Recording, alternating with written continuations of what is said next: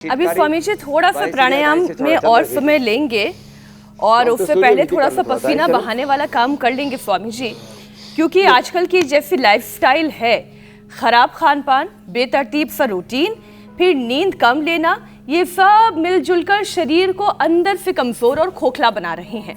इसके बावजूद लोग लंबी उम्र के सपने देख रहे हैं। कई देशों में तो 150 साल तक जीवन रेखा खींचने की बात चल रही है। लेकिन स्वामी जी, लंबा जीवन जीकर क्या फायदा अगर सेहत ही इस जीवन में साथ ना दे।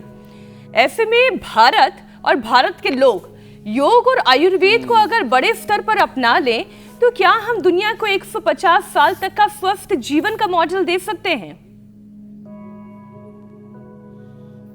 3 चीजें कर लें तो एकदम ठीक कह रहे हैं मीनाक्षी जी। हम 150 साल का एक healthy, productive, creative, innovative, happy, peaceful, joyful life का सपना साकार करने का पूरे जीवन दुनिया को एक मार्गदर्शन, उसको एक दिशा दे सकते हैं। तो इसमें 3 चीजें करनी पड़ेंगी। एक तो योग, और योग के साथ साथ एक शब्द है योग युक्त आहार, विचार, वाणी, व्यवहार, स्वभाव, आचरण, योग युक्त जीवन।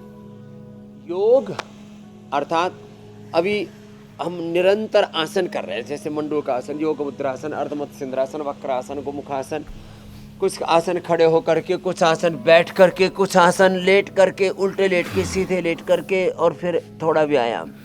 तो 10 से 20 मिनट का व्यायाम, 10 से 20 मिनट के आसन, लगभग आधा घंटे का प्राणायाम, कम से कम 5-10 मिनट का ध्यान। ये 1 घंटे का पूरा पैकेज है। इसको भी हमने पूरा कर लिया तो सच में एक योग और योग युक्त आहार, सात्विक आहार, सात्विक विचार, सात्विक वाणी, सात्विक व्यवहार, सम्यक दृष्टि, हमारी सोच में, देखने, सुनने, खाने, पीने, जीने में सात्विकता होनी चाहिए, प्रामाणिकता होनी चाहिए, उसके अंदर पवित्रता होनी चाहिए। ये योग और योग युक्त आहार, विचार, वाणी, व्यवहार। और फिर आपने जो लॉन्जिविटी, इम्यूनिटी की बात की है, अब देखो, शतायु दीर्घायु होने के लिए एक तो 10 चीजें बता रहा हूं। खान पान में तो जितनी नेचुरल चीजें हैं, नेचुरल घी, नेचुरल तेल और नेचुरल दालें, ये जितना भी सिंथेटिक फूड है ना, इससे बचना पड़ेगा। अब ये जो हमने कुटिया बनाई है, ये तो अलग ही तरह से, ये तो नेचुरल हाउस है। इसमें कोई भी सीमेंट का प्रयोग नहीं किया गया है, सिंथेटिक पेंट का प्रयोग नहीं किया गया है।